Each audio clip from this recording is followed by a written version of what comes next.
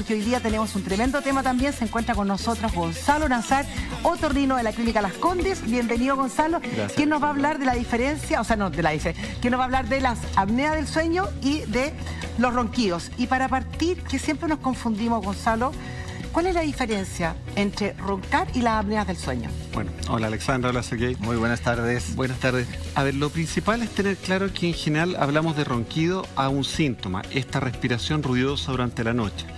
Pero puede ser en muchos casos el síntoma principal de la apnea del sueño, que ya es un problema de salud más complejo que afecta al sistema respiratorio.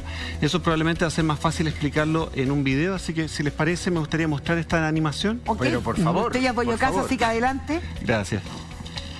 Explíquenos, ¿cuál es la diferencia entre uno y otro? Bueno, el concepto, el flujo respiratorio entra por la nariz y por la boca en forma alternante, idealmente más bien por la nariz, y llega después a esta vía común que es la garganta, la faringe, para entrar finalmente a la laringe y la tráquea.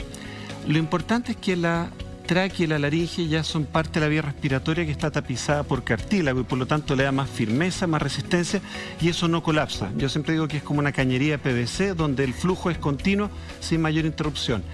Pero en la faringe, que es la garganta, las paredes son musculares. Y ese músculo, en algunas condiciones que vamos a conversar, se empieza a relajar más, empieza a ceder y puede obstruir esta parte de la vía respiratoria. Por lo tanto, el ronquido es cuando estas estructuras vibran y producen ruido por la vibración. La apnea es cuando ya este nivel de obstrucción es tan significativo que el paciente deja de respirar y se produce lo que llamamos la apnea o hipopnea, que es una baja en el flujo respiratorio. Doctor, y usted ha pronunciado una palabra, ruido. ¿Le parece bien que escuchemos cómo es el ruido de un ronquido? Perfecto. ¿Sí? Vamos allá. Adelante. Lo invitamos. Ahí tenemos.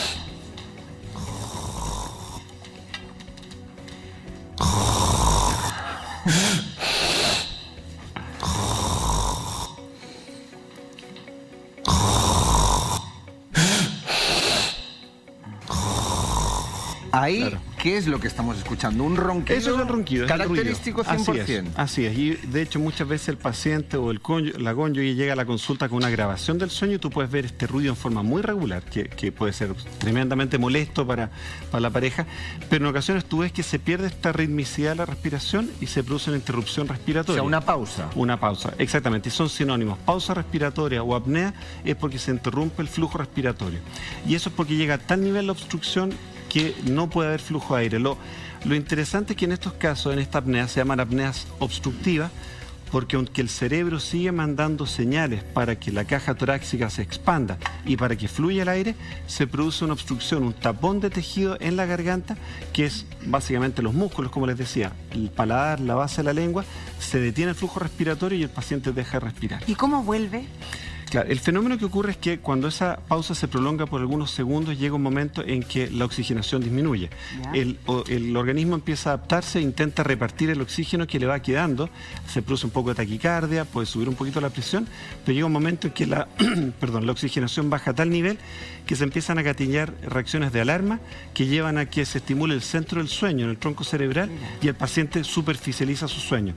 Rara vez el paciente puede llegar a despertar de golpe, así de sentarse, sino que más bien simplemente que el nivel de sueño se hace más superficial y lo puedes ver en los estudios de sueño como vuelve a un sueño muy liviano.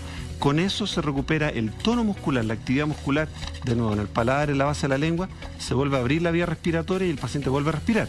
Pero a medida que vuelve a respirar, el sueño se vuelve a profundizar y vuelve a tener una nueva apnea. Y esto se puede repetir muchas veces durante la noche. Oiga, doctor, me asalta una consulta.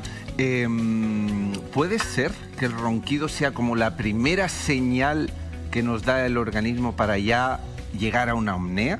¿O nada que ver? No, totalmente de acuerdo. O sea, ¿sí?